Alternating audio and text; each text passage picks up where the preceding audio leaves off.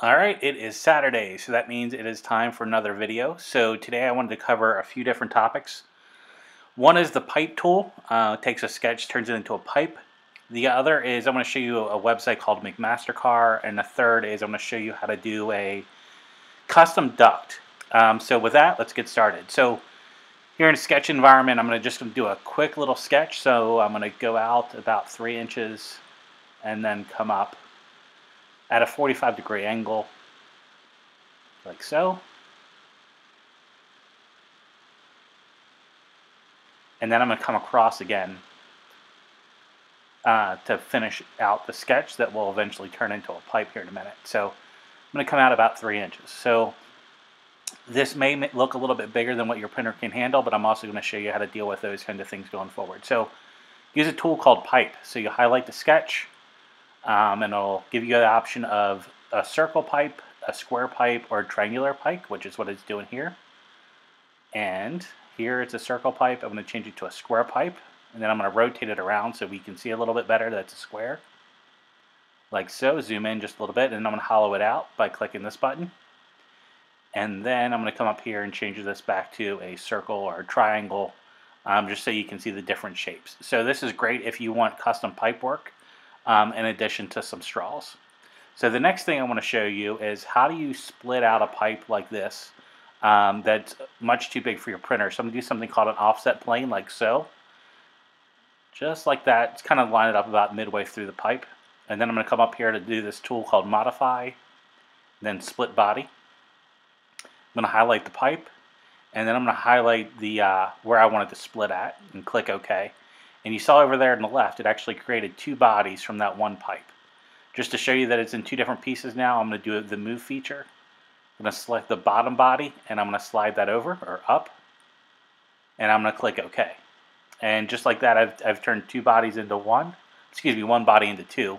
And you can see that up there in the top left-hand corner as I highlight the second body. All right, so the next thing I wanted to cover with you is McMasterCar. So great industrial website. They have a lot of different tools. And they also have the ability to download 3D models, which is what I'm doing here. So I'm going to click this, and I want you to, as you go in here, remember to do the 3D step version, which is what I'm circling. Click download. And then once you download it, you have the option of uploading that into Fusion 360.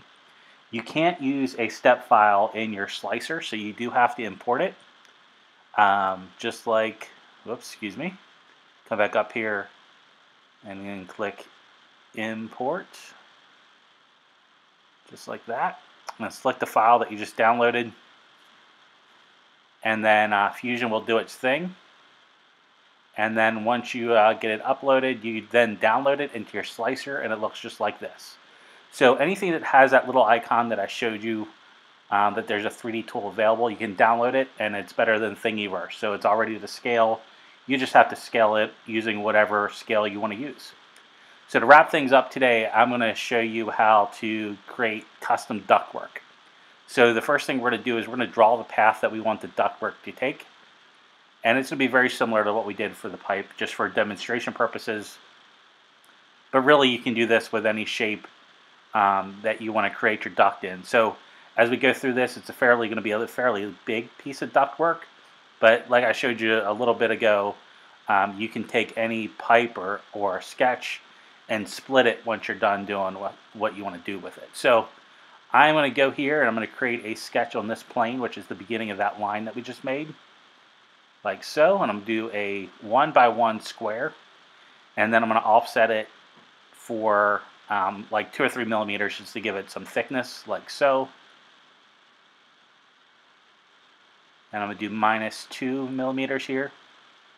And you make that a little thinner if you want, but I don't, like I said before, don't like go much thicker or thinner. So now I'm going to use something called the loft tool. So I'm going to take the, or the sweep tool, sorry. Then I'm going to take this box that we just made, and I'm going to tell it to make it around that path. And there's our custom ductwork. So you can rotate it around. You can add some separators on there. You can add some flanges at the end, or whatever the case may be. So with that is it. So covered a lot of different information today. But please let me know if you have any questions going forward. This was all done in Fusion 360, which you can download off the internet, and make MasterCard is completely free. If you get a file that's a step file and you want to, say, download it and then convert it to an STL, you can just Google how do I convert a step file to an STL, and there are some pretty straightforward instructions on how to go about doing that. So with all that being said, tomorrow is Easter, so hope you enjoy your time with your family, and we'll see you next time.